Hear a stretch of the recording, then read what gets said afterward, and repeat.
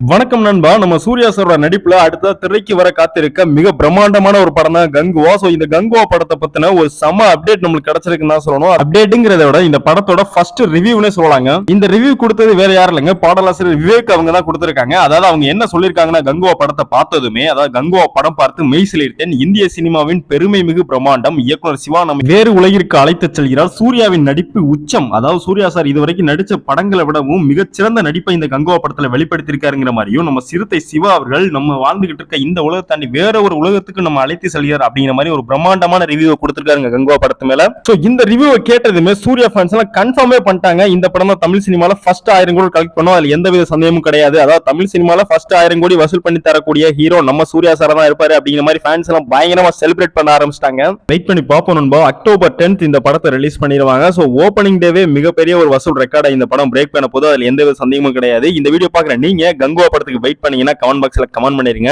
இந்த வீடியோவை உங்களுக்கு தெரிஞ்ச சூர்யா ரசிகர்களுக்கு ஷேர் பண்ணுங்க. நம்ம சேனலை மறக்காம சப்ஸ்கிரைப் பண்ணிருங்க. தேங்க்யூ நண்பா.